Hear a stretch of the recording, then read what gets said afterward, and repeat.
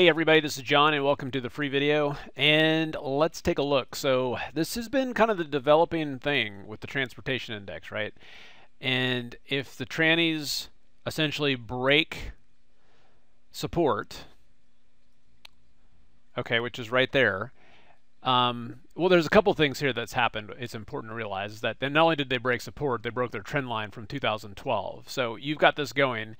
And the thing to keep in mind is that in addition to breaking support, we've also got a squeeze, meaning that potentially this thing hasn't even started yet. Okay, so why is this important? It's important because a lot of big declines in the past that started on what appeared to be perfectly healthy markets started first in the transportation index. Once they started in the transportation index, it kind of bled over into things like the NASDAQ, okay? Now, it doesn't mean that the markets here are going to crater and fall. It's just that in the past, when the transports have gone first, it has, more often than not, led to the rest of the indexes also rolling over. So does that mean that we short the world here? No, I mean, this is still an uptrend, right? But it means that we get very cautious very quickly.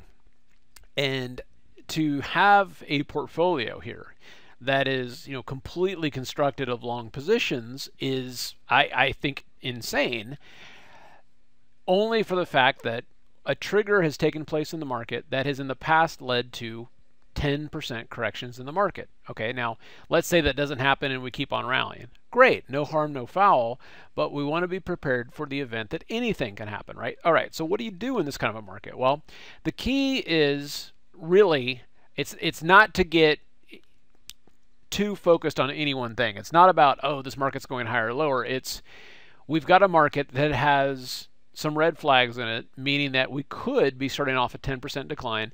So what kind of positions would we want in case that happened, while at the same time realizing that this market could just keep going higher? Well, that comes down to looking at positions that are setting up to go lower regardless of the market. Okay, so one of these that I like is CMG. So CMG, we've got my mouse is just kind of going nuts, a little nuts there. For CMG, we've got a weekly squeeze here. You can see it's already triggered short. These typically go 8 to 10 bars. We're only four bars into it, and we've just been consolidating here at 621, and now we've got a daily squeeze. So I'm looking for a move to 600, potentially down to the tree line. So this to me makes sense. Okay, even if the market's strong here, CMG has already shown to us that when the market is strong, it still is trading sideways. So on something like this, we can sell call credit spreads.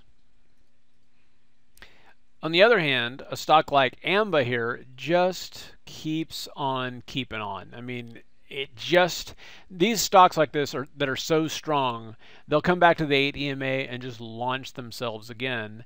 And this thing, even though at this point it's extended, this is the kind of stock where I would want to buy pullbacks as opposed to, say, wanting to buy a pullback on Google. Okay, so Google here, it's showing more that it's going to move in lockstep with the market. So, if the market's going to roll over and die, guess what Google's going to do?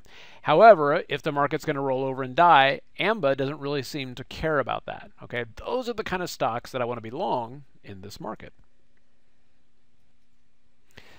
Okay, and last but not least, doing a free webinar Wednesday at 8 o'clock East Coast time. That's, of course, 7 o'clock Central, simplerstocks.com/checklist, and I'm going to be talking about the 5-step checklist you can use to find the next hedge fund darlings.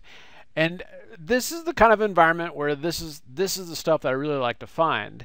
It's as money is rotated out of these larger cap stocks, it doesn't just disappear, it finds a home, and a lot of times these hedge funds are trying to find the next high growth stock. Okay, and that's what I want to cover.